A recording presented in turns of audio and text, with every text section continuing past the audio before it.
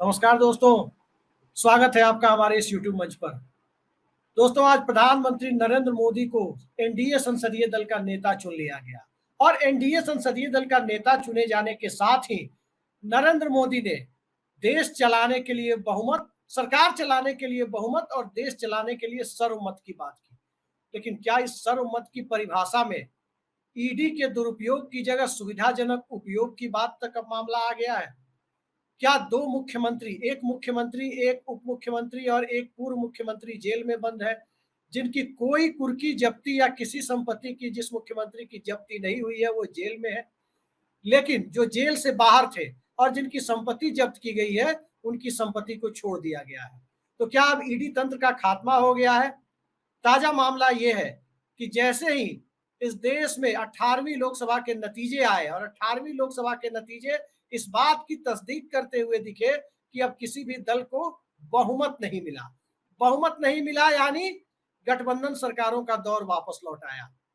और उसके ठीक 2 दिनों के बाद आज ये खबर आ रही है कि एनसीपी तोड़कर अजित पवार के साथ जाने वाले प्रफुल्ल पटेल की इस 7 फ्लैट को, जिसे ईडी ने कुर्क किया था, अब उसकी जब्ती का आदेश रद्द कर दिया है। जबकि आरोप लगाया गया था कि प्रफुल्ल पटेल और उनकी पत्नी वर्षा और उनकी कंपनी मिलेनियम डेवलपर्स के नाम जो फ्लैट थे, वो फ्लैट इकबाल मिर्ची की पत्नी से अवैध तरीके से खरीदे गए थे।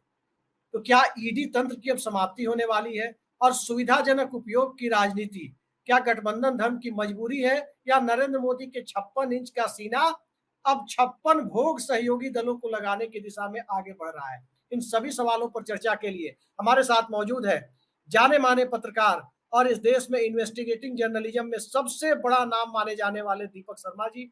हमारे साथ मौजूद है टाइगर के नाम से विख्यात वरिष्ठ पत्रकार अशोक वानखेड़े जी, और हमारे साथ मुंबई से जुड़े हैं सुधीर सूर्यवंशी जी। इसके साथ ही राजनीतिक विश्लेषक और शिक्षाविद संदीप मनुधने जी भी हमारे साथ जुड़े हुए हैं। लेकिन सबसे पहले सुधीर जी, मैं आपके पास आ रहा हूं, क्योंकि मामला मुंबई का है। ये पूरा मामला क्या है जिसमें कि प्रफुल्ल पटेल के 7 फ्लैट जब्त किए गए थे और अब अचानक उसी जब्ती का आदेश ईडी ने रद्द कर दिया है?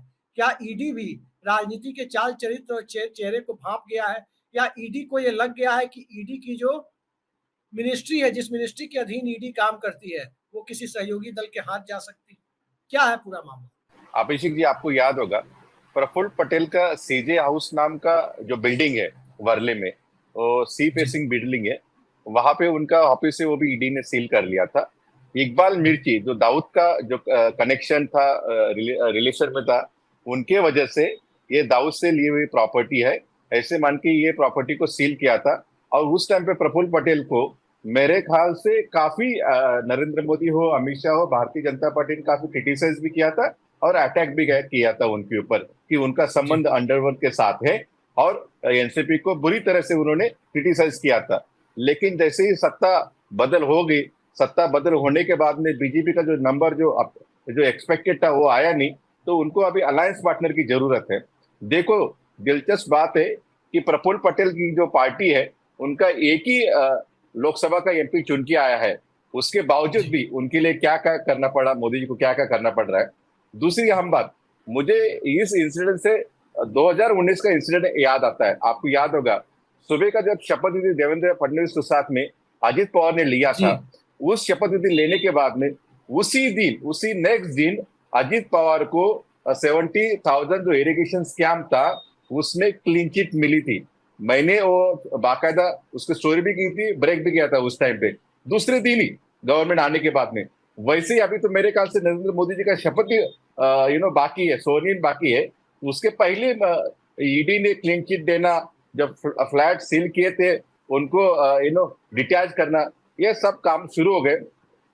तो भाई यही कहूंगा, आगे आगे देखो क्या क्या होता है, ये बहुत बड़ी चीज है। और मुझे लगता है कि महाराष्ट्र में जिन लोगों को, तो इसका ये भी मतलब निकल के आता है, ईडी और सीबीआई और इनकम टैक्स का मिसयूज हुआ था लोगों को डराने के लिए, धमकाने के लिए, अपने पाले में लेने के लिए।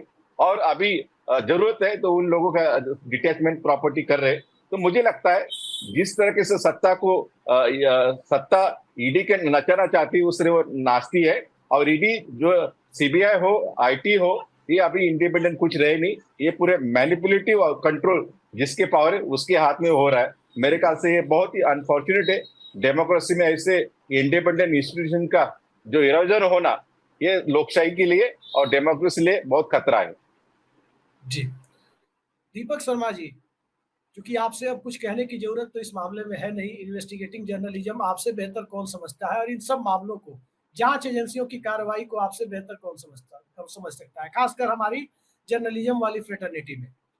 मोदी 3.0 का आगाज ऐसा है, इसका ट्रेलर ऐसा है, हालांकि औपचारिक रूप से अभी आगाज हुआ नहीं है, ट्रेलर ऐसा है, तो ये फिल्म कैसी होगी आज जो ट्रेलर दिखा प्रफुल्ल पटेल के मामले में? देखिए, जो 3.0 आपने कहा कि 2.0 और 3.0 में क्या फर्क है, फर्क जो है वो आज हमें दिखा। दरअसल ये जो गुजरात लॉबी है, ये केस तो खोल देती है लेकिन केस बंद नहीं करती। मैं एक जिक्र कर सकता हूँ एक बहुत बड़े मीडिया टाइकून का, जिनका बहुत बड़ा चैनल है, एक छोटी सी जांच है ईडी के पास, आज तक वो फाइल बंद नहीं हुई। कई उन्होंने चैनल हेड बदल दिए, कई चैनल आए, उन्होंने सोचा शायद ये जो है फाइल बंद करा दे, तो जो फाइल खुलती है वो बंद नहीं होती। शुवेंदु अधिकारी की फाइल अभी भी बंद नहीं हुई। फाइनल रिपोर्ट मोदी जी या अमित शाह इतनी आसानी से नहीं लगाने देते। हाँ, फाइल होल्ड पे चली जाती। और मुझे लगता है प्रफुल्ल पटेल काफी कोशिश कर रहे होंगे, बार्गेन भी कर रहे होंगे, लेकिन बार्गेन पावर नहीं होगी, और वो चाहते होंगे कि भाई इसमें जो है जो जब्त है, वो जो भी उनका जो सीजर्स हैं, वो सीजर जो है वो रद्द कर दिए जाएं, कैंसिल कर दिए जाएं, जिस बिल्डिंग में वो रहते थे वो बिल्डिंग उनको मिल जाए। लेकिन ये फेवर नहीं हो रहा होगा। अब जब मोदी जी को लगा कि ऐसा ना हो जाए कि शरद पवार या फिर उद्धव ठाकरे, ये इलेक्शन आने वाला है, ये लोग वापस शरद पवार के पास चले जाएं, क्योंकि शरद पवार का स्ट्राइक रेट बहुत अच्छा है। मुझे लगता है इस प्रेशर में आकर इन्होंने ये फाइल फिर से बंद कर दी होगी, इसको होल्ड पे रखा था। ये एक घबराहट बताता। और मैं आपको बता दूं कि जैसे आज आपने नायडू बाबू को देखा, नायडू बाबू आज ऐसा लग रहा था जैसे कसीदे पढ़ रहे हो, कसीदेकारी चल रही थी, जबकि वो भूल गए कि भाई इस वक्त तो हनुमान जैसा बल उनके पास है। उन्हीं की बैसाखियों पर मोदी जी शपथ लेने जाएंगे। अगर नीतीश कुमार या फिर नायडू बाबू अपनी बैसाखी हटा दें तो 2 कदम नहीं आज की तारीख में चल सकते। लेकिन वो कसीदेकारी इसलिए कर रहे थे क्योंकि ना सिर्फ नायडू बाबू, उनके तमाम ऐसे पार्टी में एमपीज हैं, कुछ इस तरह के इंडस्ट्रियलिस्ट हैं जिन पर ईडी और सीबीआई के केसेस चल रहे हैं। आप ही ने खबर ब्रेक करी थी जिसमें 2 बड़े ठेकेदार जो जेडीयू से जुड़े थे जी, वो ईडी के शिकंजे में फंसे हुए। एक एमएलसी साहब थे जी, जो जेल चले गए, बहुत करीबी थे वो लल्लन सिंह के, वो बहुत करीबी थे नीतीश कुमार के। तो आप मान के चलिए कि नायडू बाबू और नीतीश कुमार पहले इसी तरह के जो फाइलें खुली हुई हैं उनको बंद कराएंगे। इस प्रोसेस में 3 महीने लगेगा। आज इसकी शुरुआत हो गई है, सरकार थोड़ी सी फ्लेक्सिबल हो गई है। पहले फाइल रखी जाती थी, अब फाइलें बंद होने लगी, केसेस बंद हो रहे हैं। तो ये एक प्रेशर है जहां मुझे लगता है कि आने वाले समय में कई और लोगों को सहूलियतें दी जाएंगी कि भाई अब ईडी जो है वो शांत है, जो आपके केसेस फेक रजिस्टर किए गए थे या जो भी था वो हम सब बंद कर रहे हैं। प्रफुल्ल पटेल पहले ऐसे शख्स हैं जिन्होंने पहले दिन ही फेवर ले लिया है। जी अशोक वानखेड़े जी, एक सांसदों वाली जिस पार्टी के जिसको 1 लोकसभा सीटें मिली है, एक सांसदों वाली पार्टी के नेता को पहले दिन फिल्म रिलीज होने के पहले ही देखा गया कि आज उनको रिलीफ दे दिया गया। क्या लगता है आपको आगामी लोकसभा चुनाव में 56 इंच का सीना 56 भोग लगाने की स्थिति में कितने सहयोगी दलों के पास जाएगा, और क्या हेमंत सोरेन और अरविंद केजरीवाल को या मनीष सिसोदिया को भी अब रिलीफ मिलेगी? और जिस प्रकार से ईडी की कार्रवाई हुई है, क्या उस ईडी तंत्र का अब खात्मा होने जा रहा है? नहीं, ईडी को तो ये पामेलियन जैसा यूज करते हैं, उसमें कोई बदलाव नहीं दिखता मुझे खास। ईडी का पहले भी यूज हुआ, 2014 से लेकर 2024 तक जैसा ईडी का यूज होता है आज भी होता है। एक बात जरूर हम लोगों के लिए है समझने को कि ईडी ने जो प्रॉपर्टी जब्त की, उसका जो आज रिलीज हुई प्रॉपर्टी 7 फ्लैट, उसमें यह कहा गया कि ईडी ने गलत चार्ज लगाया। इसका मतलब ईडी गलत चार्ज लगाती है। तो सोरेन पे भी गलत चार्ज है, और जो अभी अरविंद केजरीवाल है, जो उनके उप मुख्यमंत्री मनीष सिसोदिया आए, सभी पे गलत चार्जेस है जी। क्योंकि इसके पहले एक एफआईआर हुई थी एविएशन मिनिस्ट्री में होते हुए उनके जी प्लेन लीजिंग और प्लेन परचेसिंग के मामले में 4 एफआईआर में से जो पहली एफआईआर है जो बहुत ज्यादा इंपॉर्टेंट है वो भी खारिज कर दी थी। इसको भी आज 1 महीना हो गया। तो ये रिलीफ तो देना है। देखिए आपको एक एक आदमी इंपॉर्टेंट है क्योंकि आपके है 240। जी आपकी औकात नहीं थी कि 240 को आप फेस करें। तो आपने ये जो 52 लोग एक्स्ट्रा है एनडीए गठबंधन में उनके नाव पे सवार होके आप ये 240 के बीच में से निकल गए। जी पहली बार बीजेपी की संसदीय दल की मीटिंग ही नहीं हुई। उन्हें अपना नेता चुना ही नहीं। बीजेपी है ही नहीं। अब जो कुछ भी है मोदी है। मोदी ने खुद को एक नेता घोषित कर दिया, एनडीए को भी दे दिया। एनडीए वालों ने भी नहीं पूछा कि भाई साहब बीजेपी ने तो अभी आपको नेता नहीं बनाया। एनडीए भी जयराम जी की बोलने लगा। उसके बाद सबने तालियां बजाई, बाकड़े बजाए। राजनाथ सिंह जैसे सीनियर आदमी को सोच लेना चाहिए। एक परंपरा नाम की चीज होती है। 240 भेड़ बकरियां इनके पास है। जी उन भेड़ बकरियों को इतनी तो इज्जत दो कि उसको कहो कि मैं तुम्हारा मालिक हूं। सिर्फ डंडा मार के पिछवाड़े में मत बताओ कि मैं तुम्हारा मालिक हूं। कभी प्यार से घास खिला के भी बताओ कि मैं तुम्हारा मालिक हूं। जी 240 संसदीय दल के बैठक में यदि यही कहते कि भाई मैंने नेता अपने आप को चुन लिया गया है, आपको कोई ऑब्जेक्शन क्योंकि आप लोगों का मैं नेता हूं, तो उनको इतना तो चांस दो कि वो आपको नेता माने। जी मोदी जी ने उनको इस लायक भी नहीं समझा कि वो मोदी जी को नेता माने। चलो तुम बैठो चुपचाप, तुम्हारी कोई औकात नहीं, मैं हो गया नेता, खत्म, चलो चुप साथ में रहो। ये औकात हो गई। कितने सवाल ये है अशोक वानखेड़े जी की कितने दरवाजे पर इनको जा करके नीचे 52 हवा चढ़ाना होगा? 52 लोग हैं। ये 52 लोग भी चढ़ावा चढ़ाया जाएगा इनके ऊपर और बीजेपी वालों को रगड़ाया जाएगा। इनको जूते पड़ेंगे 240 को। इनको कुछ नहीं मिलना है।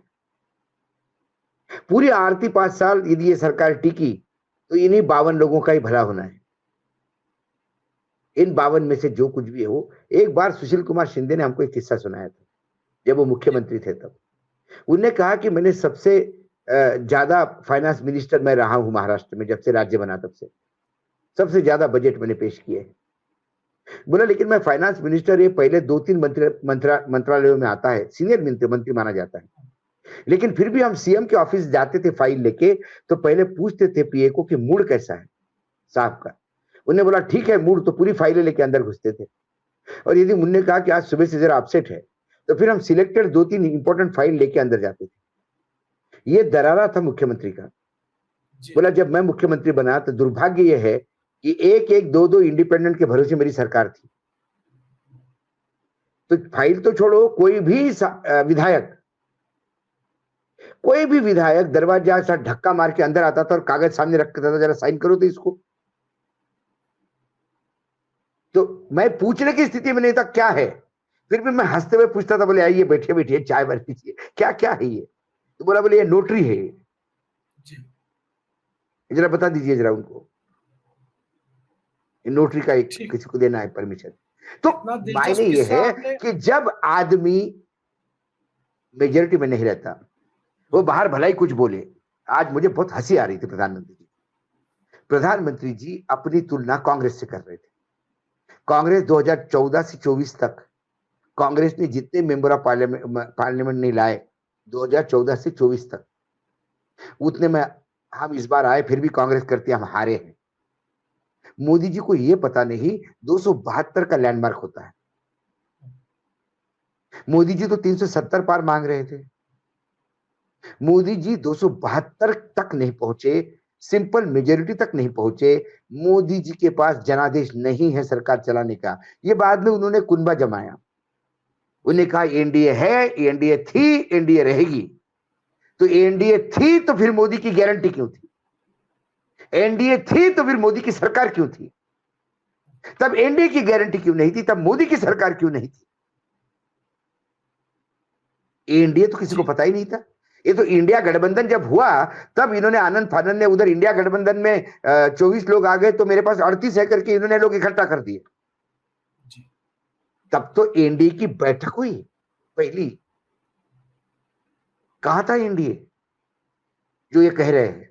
तो ये देखिए, ये किसी भी चीज को जस्टिफाई करने में माहिर है, हर बात में माहिर है। ये अपने 240 कांग्रेस के 100 सीटों से 150 सीटें ज्यादा है करके बोलते हैं, ये इसमें इतरा ठीक नहीं। है, इनके पास 141 सीटें कांग्रेस से ज्यादा है, ये काउंट नहीं करते उसको। मैं आपके पास अभी आ रहा हूं। संदीप मनुधने जी, क्या लगता है आपको, ये नीतीश डिपेंडेंट अलायंस कुछ लोग कह रहे हैं, कुछ लोग नायडू डिपेंडेंट अलायंस कह रहे हैं, तो इस एनडीए को किस तरह से आप देखते हैं, जिस एनडीए में जांच एजेंसियों के लिए अब कहा जा रहा है कि उनकी भूमिका कम की जा रही है, उनका लोड घटाया जा रहा है, ईडी का कन्विक्शन रेट पॉलिटिकल मामलों में केवल 0.4% था, 99.6% केस ईडी कन्विक्ट नहीं करा पाती थी। अब आपको लगता है कि इससे राजनीतिक दलों के साथ साथ ईडी को जो राहत मिल रही है, वो नरेंद्र मोदी को राहत देने की बजाय नरेंद्र मोदी और अमित शाह की मुश्किलें बढ़ा सकती है? हर दिन उनके सामने डिमांड बढ़ने वाली है। अभिषेक जी, मैं आपको आज के 6 अपडेट्स दे देता हूं जी। हम एक पार्टी की बहुमत की निरंकुश सरकार से जैसे जैसे गठबंधन की राजनीति की ओर लौट चले हैं, सिर्फ 24 घंटे में 6 चीजें हो गई हैं। साथी पैनलिस्टों ने बहुत अच्छा वर्णन अभी तक कर दिया, लेकिन मैं आपको 6 बातें बताता हूं। नंबर 1, सुब्रमण्यम स्वामी ने ट्वीट करके ये लिखा है कि एनडीए को कोई अधिकार नहीं था राष्ट्रपति तक रेजोल्यूशन ले जाने का कि भैया मोदी जी को प्राइम मिनिस्टर के लिए इनवाइट किया जाए सरकार बनाने के लिए, क्योंकि उसके पहले उन्होंने संवैधानिक रूप से वैलिड पार्टी की मीटिंग तो की ही नहीं, और जब तक आप पार्लियामेंट्री पार्टी की मीटिंग नहीं करते हैं, एनडीए का कोई लीगल स्टेटस है ही नहीं। बीजेपी पार्लियामेंट्री पार्टी लीगल होती है। सुब्रमण्यम स्वामी ने यह आरोप लगाया कि यह प्रोसेस ही इलीगली हुई है। यह पहला अपडेट। दूसरा अपडेट, हमारे साथियों ने प्रफुल्ल पटेल का मजेदार किस्सा सुना दिया कि उनकी 140 करोड़ के आसपास की प्रॉपर्टियां आज अपीलेट ट्राइब्यूनल से मुक्त कर दी गई। और निश्चित तौर पर आने वाले दिनों में जो भी एनडीए के साथी होंगे, वो वॉशिंग मशीन में एकदम सफेद झक होके बाहर आ जाएंगे, और जो विपक्षी दल होंगे, जो इंडिया गठबंधन के होंगे, उनके पीछे डंडे लेके ईडी, आईटी, सीबीआई को भेजा जाएगा। हालांकि फाइनेंस मिनिस्टर कौन बनता है इसका इंतजार कीजिए, उसके बाद ही हम कुछ कहने की स्थिति में होंगे। आज का तीसरा अपडेट सुनिए। जिस नायडू साहब पर आज नरेंद्र मोदी आश्रित हैं, उनकी पत्नी नर भुवनेश्वरी मैडम का एक एफएमसीजी कंपनी में हिस्सेदारी है। 2 करोड़ 26 लाख शेयर हैं नर भुवनेश्वरी मैडम के हेरिटेज फूड कंपनी में। पिछले सिर्फ 5 दिनों में उनके शेयरों की वैल्यू 584 करोड़ रुपए बढ़ गई है। मैं बधाई देता हूं चंद्रबाबू नायडू को। अर्थव्यवस्था में इस तरह से पैसे कमाने का नुस्खा वो हमें भी सिखाएं, देश से गरीबी हटाने में हम भी हमारी भी मदद करें। हम तो छोटे मोटे निरीह गरीब लोग हैं। सिर्फ 5 दिनों में उनकी वाइफ की शेयर होल्डिंग हेरिटेज फूड में 584 करोड़ रुपए बढ़ गई। क्या बढ़िया इकोनॉमी को आगे बढ़ाने का तरीका है। Motivation, very very motivating. अच्छा लगा मुझे, बहुत अच्छा। हम सब भी खरीदें ऐसे शेयर। चौथा अपडेट आज का है भूपेश। शेयर बाजार में उछाल आएगा। हाँ, बिल्कुल बिल्कुल। कितने देखिए मोटिवेशनल स्पीकर्स हैं ये सारे, हमें इनसे प्रेरणा लेनी चाहिए भाई। चौथा अपडेट है भूपेश बघेल जी का आज का भाषण। उन्होंने सीधे सीधे कांग्रेस के कार्यकर्ताओं को अपने भाषण में बोला, तैयार रहो, 6 महीने से 12 महीने में सरकार गिर जाएगी, मध्यावधि चुनाव होगा, फडणवीस इस्तीफा दे रहे हैं, योगी जी की कुर्सी डोल रही है, भजनलाल शर्मा डगमग डगमग कर रहे हैं, और अग्निवीर रद्द करोगे, कास्ट सेंसस करोगे तो एनडीए चलेगा कैसे। आज का 5वां अपडेट, 1 जुलाई से भारतीय न्याय संहिता लागू होने जा रही है। याद रखिएगा, नोटिफाई हो चुकी है, और 1 जुलाई से भारत एक पुलिस राज्य में तब्दील हो जाएगा। इस पे कहीं कोई चर्चा ही नहीं है। जैसे ही 1 तारीख से भारत पुलिस स्टेट में तब्दील होगा, क्योंकि पुलिस को अनाप शनाप अधिकार है बीएनएस में। अच्छा, एक चीज संदीप जी, बहुत महत्वपूर्ण सवाल आपने उठाया। चर्चा ये हो रही है कि संसद का सत्र जो जितना जल्दी, एज अर्ली एज पॉसिबल कहा जाता है लोकसभा गठन के बाद बुलाए जाने का, अब उसे जुलाई में बुलाने की बात हो रही है कि लोकसभा गठित हुई 6 जून को, और पहले सेशन के पहले दिन से लोकसभा का कार्यकाल शुरू हुआ माना जाता है पहली बैठक के दिन से, वो सेशन बुलाया जा रहा है जुलाई में। क्या आपको लगता है कि ये न्याय संहिता जो गठित हुई है, जो पास किया गया नया बिल, सीआरपीसी आईपीसी वगैरह को रिप्लेस करके, आईपीसी को रिप्लेस करके, क्या लगता है आपको नई संसद में पहले बवाल ना हो, संशोधन की मांग ना उठे, लागू हो जाए, इसलिए संसद को तो नहीं टाला जा रहा है? सब कुछ डिपेंड करेगा होम मिनिस्टर कौन बनते हैं, क्योंकि अगर होम मिनिस्टर नीतीश जी या नायडू जी के पास गए और वो एक मध्यम मार्गी व्यक्ति निकले और उन्होंने बिल्कुल मध्यम मार्गी रास्ता अपनाया, तो हो सकता है ये नोटिफिकेशन भी कैंसिल करवा दें।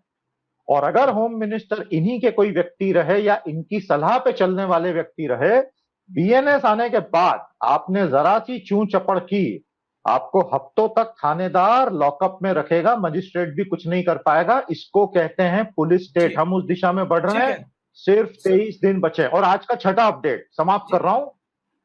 मोदी जी ने कहा है, अब मैं लॉर्ड जगन्नाथ को प्रार्थना करते हुए उड़ीसा को भारत का ग्रोथ इंजन बना दूंगा। तो उड़ीसा वासियों को बधाई। अब ना कर्नाटक, ना तमिलनाडु, ना बंगाल, अब उड़ीसा होगा ग्रोथ इंजन। ये हैं 6 अपडेट जो बताते हैं देश अब किस दिशा में जा रहा है। जी दीपक सर, कुछ कह रहे हैं आप? दीप जी ने कहा गृह मंत्रालय की बात करी। देखिए, मोदी जी भले ही हो सकता है कि विदेश मंत्रालय या रक्षा मंत्रालय वो तो फिर भी दे सकते हैं हार्ड बार्गेन में, लेकिन होम मिनिस्ट्री किसी भी सूरत में वो नहीं दे सकते, क्योंकि सारा खेल ही होम मिनिस्ट्री से। होम मिनिस्ट्री के अंडर ही इंटेलिजेंस ब्यूरो आती है। वहीं जो सारा आप जासूसी, पेगासस, अजीत डोभाल के सारे ऑपरेशंस या ऑपरेशन लोटस, वो सब लिंक्ड हैं। ईडी को भी सारा इनपुट जो जाता है वो आईबी से ही जाता है। जितनी भी आप टेलीफोन टैपिंग देख रहे हैं, और सारे सीक्रेट जो 10 साल के हैं वो इन्हीं अलमारियों में बंद हैं। तो मुझे नहीं लगता है कि गृह मंत्रालय देंगे। हालांकि रक्षा मंत्रालय, गृह मंत्रालय, वित्त मंत्रालय और विदेश मंत्रालय, ये चारों मोदी अपने पास रखेंगे। और जहां तक आप वित्त मंत्रालय की बात कर रहे हैं, तो ईडी और इनकम टैक्स और तमाम इकोनॉमिक ऑफेंसेस एजेंसीज वो सब वित्त मंत्रालय में आती। तो ऐसा नहीं हो सकता कि नायडू बाबू को दे दे कि साहब ठीक है, आपकी बैसाखियों पर हम चल रहे हैं तो आपको हमने वित्त मंत्रालय दिया। बिल्कुल नहीं ऐसा होगा। एक चीज हो सकती है कि कल मेरे कुछ परिचित जो हैं वो उन्होंने डिनर किया था नायडू बाबू के साथ, जब अभी बीच में वो आए थे, और नायडू बाबू ने उनसे एक चीज कही है कि बहुत से उनके इश्यूज हैं। वहां पर 3 प्रोजेक्ट हैं आंध्र प्रदेश में। एक प्रोजेक्ट का खुद विरोध किया था एनवायरमेंटल को लेकर, और 2 बड़े प्रोजेक्ट हैं जो चाहते हैं वो नायडू बाबू की उनको वो एक्सपेडाइट करें, उनको शुरू करें। अमरावती जो स्टेट कैपिटल है, जिसको वाईएसआर ने, जगन मोहन रेड्डी ने एकदम आप कह सकते हैं उसको अबैंडन कर दिया था। 3 कैपिटल्स थी वाईएसआर की। एक हैदराबाद में कभी बैठते थे, कभी विजयवाड़ा में बैठते थे, कभी वाइजैक में बैठते थे। तो उनको अमरावती को फिर से बनाना है। उनको स्पेशल पैकेजेस चाहिए। मैंने पहले भी कहा था कि नायडू बाबू और उनके कुछ पारिवारिक सदस्य, कुछ सांसद, उनके खिलाफ इनकम टैक्स, ईडी के बहुत से मामले हैं। ये सब चीजों का निपटारा होगा। 3 महीने 4 महीने लगेंगे, और मुझे लगता है कि 6-7 महीने के भीतर हम देखेंगे कि नायडू बाबू और नीतीश कुमार किस तरह से डील करते। क्योंकि एक चीज याद रखिएगा, जो सेट टाइगर भी उससे सहमत होंगे, दोनों की कंस्टिट्यूएंसीज में जो माइनॉरिटीज हैं उनका एक मेजर रोल प्ले, वो चाहे नीतीश हो और चाहे वो नायडू बाबू। जैसे मैं आपको कल की बात बता रहा हूं, आंध्र प्रदेश में कल जो मुस्लिम बस्तियां हैं, जो नायडू बाबू को जिन्होंने वोट किया, उन्होंने नायडू बाबू की एफिजीज, पुतले जलाए हैं जी, उनका बकायदा कि भाई आप ये क्या कर रहे हैं, मत सपोर्ट करिए, आप इंडिया के साथ जाइए। तो ये विरोध भी उनको देखना पड़ेगा। लेकिन यहां पर हमें एक चीज अप्रिशिएट करनी चाहिए, नई नई शादी है, शादी में थोड़ा हनीमून होता है। इनको पहाड़ वहाड़ जाने दीजिए, नैनीताल घूमने दीजिए, स्विट्जरलैंड घूमने दीजिए। जब ये वापस हनीमून की खुमारी उतरेगी, उसके बाद आप असली रंग रूप देखें। तो एक हनीमून पीरियड होता है, ये अभी हनीमून पीरियड शुरू होगा विश्वास मत के बाद। उसके बाद अगर बहुत जल्दबाजी होगी तो हो सकता है कि नायडू और नीतीश बजाय इंडिया अलायंस से बातचीत करने के, हो सकता है संपर्क ही खत्म हो जाए। नायडू बाबू के 2 बहुत अच्छे मित्र हैं, एक सीताराम येचुरी साहब हैं, दोनों ही एक ही जगह से हैं, आंध्र प्रदेश से। शरद पवार बहुत अच्छे मित्र हैं। और बता दूं आपको, अखिलेश यादव के बड़े अच्छे संबंध रहे मुलायम सिंह यादव की वजह से। जी तो ऐसा नहीं है कि नायडू साहब के मित्र नहीं, बहुत से मित्र हैं, लेकिन उनकी अपनी प्रायोरिटीज हैं। उनको अपना प्रदेश चलाना है, जिसकी माली हालत पूरी तरह से दिवालिया हो चुकी। तो अभी हमको वेट एंड वॉच करना चाहिए। जी दीपक जी, बहुत बहुत धन्यवाद आपको, चूंकि आपको अपना कार्यक्रम भी है, समय निकाला हमारे लिए, बहुत बहुत धन्यवाद। नहीं, लेकिन एक अशोक बात मैं वानखेड़े जी, कहना मैं आप ही के चाहूंगी। पास आ रहा हूँ मैंने पहले। एक बात दीपक जी ने जो टाइगर कहा सुन ले कि जरा, टाइगर को। जी हनुमान, आपने कहा कि हनीमून पीरियड जो हनीमून। है, ये हनीमून पीरियड जो है, आपने कहा ये हनीमून पीरियड नहीं है। ये पहले इकट्ठा थे, तलाक हुआ, तलाक होने के बाद रीमैरिज के लिए फिर एक तलाक हुआ। जी इसीलिए लोगों को डाउट है कि ये फिर तलाक तलाक नहीं बोल दे। ये दो दो तीन तीन बार नहीं, इकट्ठा देखिए होकर टाइगर, वापस एक चीज गए हैं। यहाँ मैं कहना चाहूंगा कि भले ही 2 बार तलाक हो या 3 बार हो, लेकिन तलाक के बाद जब भी शादी होती है तो हनीमून तो होता ही है कुछ दिन के लिए। चलिए, आजकल तो ब्रेकअप सेलिब्रेशन का भी जमाना है, तो ये भी जी हो सकता है कि सुधीर सूर्यवंशी जी के लेकिन पास में आ रहा हूँ। दीपक जी गए हैं। मैं जाने के सुधीर पहले एक जी, बात कहना नहीं नहीं, चाहता हूँ। आप बोलिए, आप कुछ हाँ, कह रहे थे। देखो, मुझे क्या लगता है, जिस तरीके से कैसे अजीत पवार ने क्लीन चिट देवेंद्र फडणवीस के हाथ से लिया, तो कैसे क्लीन चिट जो दूसरा आदमी देता है तो आदमी अच्छा रहता है, खुद को क्लीन चिट देगा आदमी तो बोलता है अरे तूने खुद को क्लीन चिट दे दिया। तो मेरे ख्याल से अभी जो नायडू बाबू हो, नीतीश कुमार हो, प्रफुल्ल पटेल हो, बाकी जो भी कुछ लोग हैं, जिनको जो भी इश्यूज रिजॉल्व करना है, जो भी क्लीन चिट लेना है, वो नरेंद्र मोदी के हाथ से बिल्कुल ले शुद्धिकरण, लेंगे। हाँ, शुद्धिकरण प्रोसेस चल रहा है, शुद्धिकरण हाँ, प्रोसेस चल रहा है। हाँ, वो जी दूसरे खुद शुद्ध होने के बजाय दूसरे गांव से कुछ ब्राह्मण जी, लेके आते हैं, उससे हाथ से किया तो अच्छा रहता हाँ, है। नहीं, हाँ, सुधीर जी, हम आपसे जानना ये चाहते हैं कि कहा जा रहा है कि नीतीश कुमार और नायडू का तो सेट एजेंडा है। नीतीश कुमार का एजेंडा है कि किसी तरह से जल्द असेंबली इलेक्शन करा के अपने विधायकों की संख्या को इतना ऊपर ले जाए ताकि राष्ट्रीय जनता दल से दोबारा संबंध जोड़ने पर राष्ट्रीय जनता दल बार्गेनिंग की स्थिति में ना हो, उनसे छोटा विधायक दल हो। और उसी तरह से चंद्रबाबू नायडू की अपनी वो है कि उनके ऊपर कई सारे ईडी के मामले हैं, उनके परिवार के लोगों के ऊपर जेल भी उन्हें जाना पड़ा था। इसके साथ साथ लोकसभा अध्यक्ष का पद वो पहले सिक्योर कर लेना चाहते हैं ताकि आगे के खेल में उनकी भूमिका सबसे महत्वपूर्ण बनी रहे। क्या लगता है, चारों तरफ चर्चा इस बात की है कि नायडू प्लस नीतीश, ये संख्या होती है 28 की, पवन कल्याण के दो लोगों को जोड़ दे तो यह संख्या होती है 30 की, जो इंडिया अलायंस के 234 प्लस पप्पू यादव और 2-3 एमपी को मिला के 265-67 तक जाती है, 72 तक नहीं जाती है। और 72 तक ले जाने के लिए सबसे महत्वपूर्ण राज्य और सबसे महत्वपूर्ण पार्टी अजीत पवार वाली एनसीपी, और उससे भी ज्यादा सबसे ज्यादा महत्वपूर्ण एकनाथ शिंदे वाली शिवसेना है। शरद पवार लगे हुए हैं, उद्धव ठाकरे लगे हुए हैं। महाराष्ट्र में ईडी ने पहला रिलीफ दिया है। क्या नरेंद्र मोदी को इस बात का एहसास है कि 3.0 को अगले 2 महीने या 6 महीने में खत्म कर देने की प्रक्रिया की शुरुआत महाराष्ट्र से हो सकती है? अभिषेक जी, आपको याद होगा 2019 में भारतीय जनता पार्टी के महाराष्ट्र में सबसे ज्यादा 105 एमएलए चुन के आए थे, और शिवसेना के 56 एमएलए चुन के आए, तो उनकी एनडीए की गठबंधन की सरकार आने वाली थी, साथ में लड़े थे।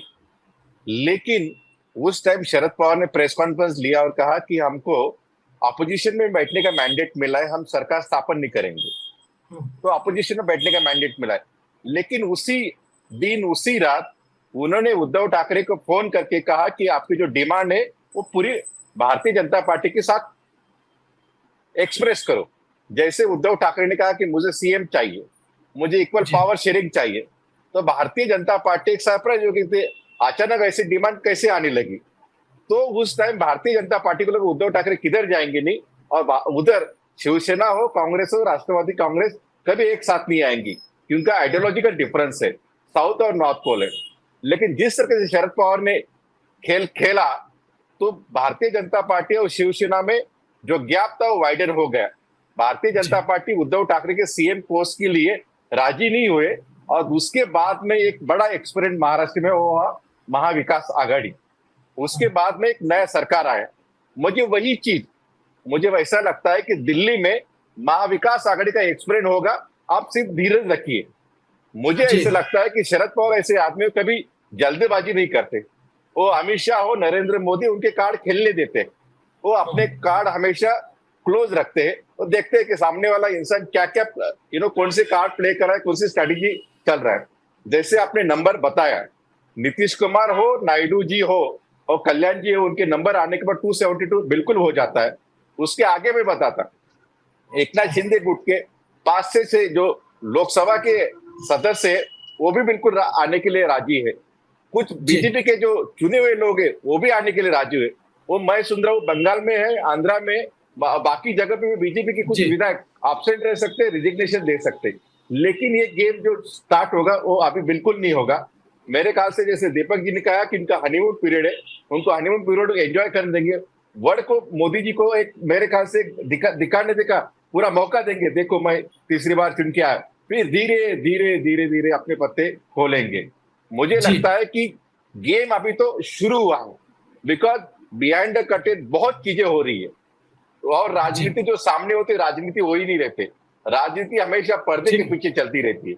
तो मेरे जानकारी के हिसाब से बहुत चीजें हो रही है, लेकिन उसके लिए वेट एंड वॉच करना ये सबसे बेहतर रहेगा। संक्षेप में जवाब चाहेंगे संदीप जी? मैं आ रहा हूं आपके पास, मैं भाव से चाहता हूं अशोक वानखेड़े जी से। क्या लगता है, चित्त भी मेरी पट भी मेरी, महाराष्ट्र जब तक प्रधानमंत्री पद से वंचित रहा है, इधर नितिन गडकरी की चर्चा चल रही थी कि अल्टरनेटिव लीडरशिप इधर मिल सकती है, उधर शरद पवार कमान लेते हुए हाथ में दिख रहे हैं कि एक्सपेरिमेंट तो मैं ही करूंगा। क्या लगता है, महाराष्ट्र के 48 सांसद पहली बार इस देश को मराठा छत्रप इसी लोकसभा में? नहीं, मैं उसमें नहीं जाता। प्रधानमंत्री का नाम लेते सही सरकार कभी गिरेगी नहीं। यदि प्रधानमंत्री तय करोगे पहले तो ये एनडीए की सरकार गिरेगी नहीं। एनडीए की सरकार अंतर्द्वंद से गिरेगी, तब अल्टरनेटिव सरकार देने की स्थिति में है कि नहीं ये सोचने के लिए आंकड़ा ढूंढ रहे हैं। आपको क्या लगता है कि यदि चंद्रबाबू नायडू और ये लोग एनडीए के साथ आएंगे तो फिर एनडीए जो बोलेगा वही होगा, फिर इनका भी कुछ से होगा? तो आप कैसा कह सकते कि महाराष्ट्र से आएगा? अभी कोई नहीं होगा। सवाल है अंतर्द्वंद में कैसे गिरेगी। अभी मंत्रिमंडल का विस्तार होगा, मंत्रालय बंटवारे में झगड़ा होगा, फिर मंत्रालय चलाने में इश्यूज आएंगे। रेलवे मंत्रालय यदि नीतीश कुमार के पास होगा तो रेलवे बोर्ड का चेयरमैन कौन अपॉइंट करेगा?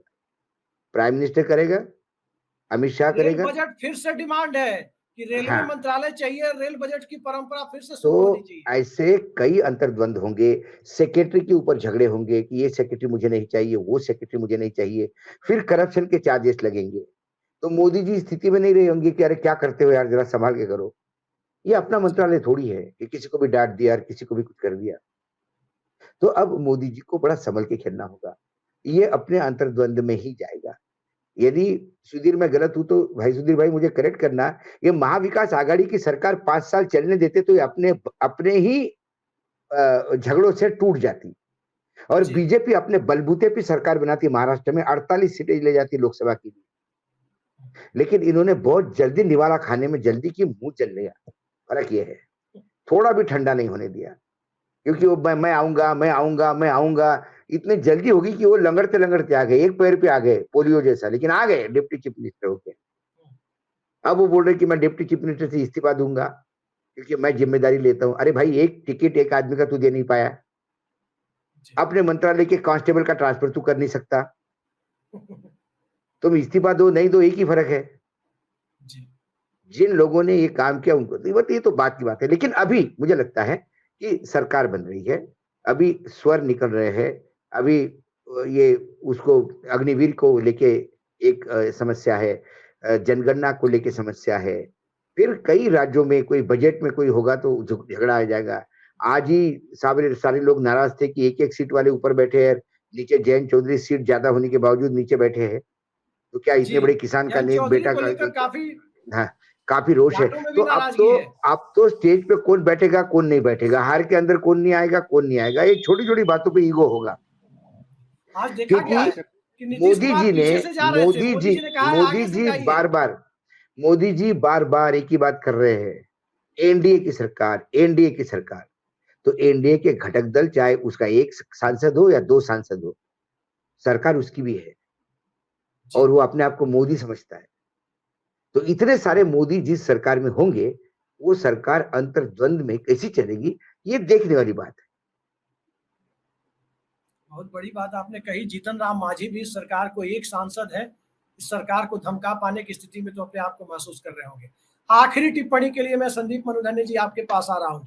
जो बात कही है सुधीर सूर्यवंशी जी ने कि जो 2019 में महाराष्ट्र मॉडल खेला गया कि पहले मौका मिल जाए भारतीय जनता पार्टी को, 1 साल 1 महीने तक असेंबली को सस्पेंडेड रखा गया, जहां तक मुझे याद है कि पहले मौका बीजेपी को मिल जाए गवर्नमेंट फॉर्मेशन का, और वो 80 घंटे की सरकार देवेंद्र फडणवीस ने बनाई, वो प्रयोग में हाथ जलाई बीजेपी।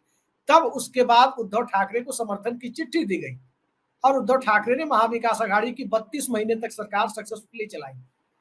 क्या लगता है, भाव भी इसी तरफ इशारा कर रहे हैं, दीपक जी भी यही बात कह रहे थे कि पहले इनका हनीमून पीरियड बीत जाए, एक बार सरकार चलाने की कोशिश ये अपनी तरफ से कर ले।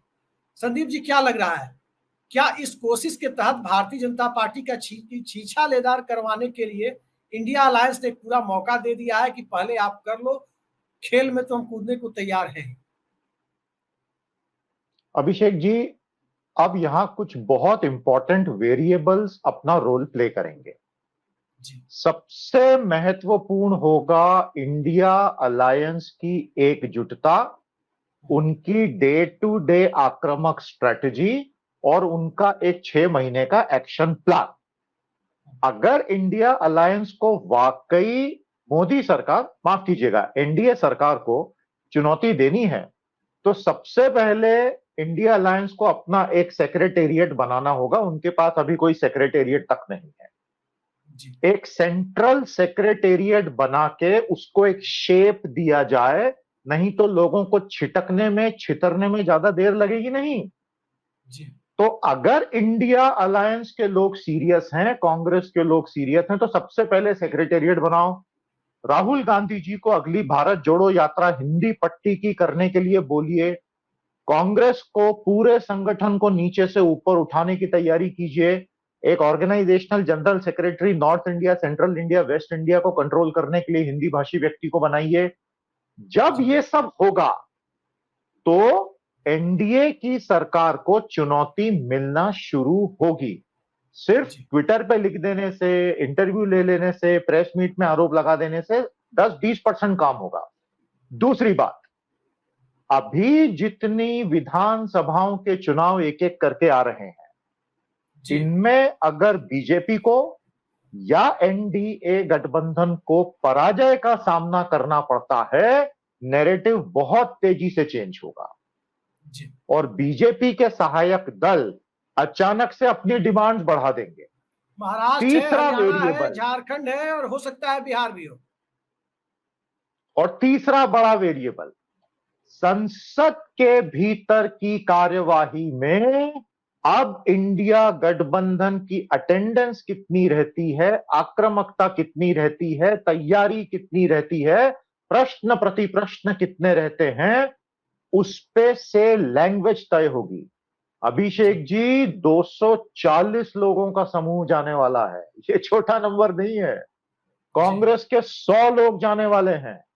अगर गौरव गोगोई जैसे कोई बहुत ही प्रतिभाशाली व्यक्ति को लीडर ऑफ अपोजिशन पार्टी के पद पे बिठा दिया गया, जिनकी संप्रेषण क्षमता अद्भुत है, जो होमवर्क बहुत अच्छा करके आते हैं, और राहुल गांधी जी मैदान में भारत जोड़ो यात्रा करने निकल गए, इसका मिला जुला असर आपको केवल 6 महीने में स्पष्ट दिखाई देगा। लेकिन याद रखिएगा, अगर प्लानिंग नहीं हुई, डे टू डे तैयारी नहीं हुई, आक्रामकता नहीं रही, तो धीरे धीरे धीरे धीरे इंडिया गठबंधन का तापमान कम होता चला जाएगा और फिर 1-1.5-2 साल में वो मृत प्राय हो जाएगा। पूरी तरह से जिम्मेदारी इंडिया अलायंस की होगी। एनडीए का तो जो होगा होगा, वो तो हम देखेंगे। मोदी जी के लिए गठबंधन चलाना आसान नहीं है, बहुत मुश्किल होने वाला है जी। लेकिन जिम्मेदारी दरअसल विपक्ष की होती है। बिल्कुल सही कहा आपने, और आप सब लोगों ने जो राय रखी उससे एक बात तो निकल कर आई कि अब ईडी तंत्र को लोकतंत्र पर हावी होने का मौका नहीं मिलेगा। अब चाहे विपक्ष हो या सत्ता पक्ष हो, एक आस नरेंद्र मोदी को विपक्षी दलों से भी होगी कि कहीं इधर से कोई छटके तो उधर भी कोई सॉफ्टवेयर नोट पर फ्रेंड बना के रखो। यानी ईडी को अपनी गतिविधियां धीमी करने के लिए कहा जाएगा। और जिसका ट्रेलर आज दिखा है, इस ट्रेलर को एक पूरी फिल्म की, एक पटकथा के प्रस्तावना की तरह से देखा जाना ज्यादा उचित है, क्योंकि आगामी लोग 3 राज्यों के विधानसभा चुनाव है जो अक्टूबर-नवंबर में है, हरियाणा, महाराष्ट्र और झारखंड। पूरी संभावना है कि बिहार भी इसी दरमियान हो जाए इसी के साथ। तो ये विधानसभा चुनाव इस सरकार के लिए वाटरलू साबित हो सकते हैं। गठबंधन सहयोगी टूटने जुड़ने की प्रक्रिया के एक बहुत बड़े खेल को इस दरमियान देखने को मिलेगा।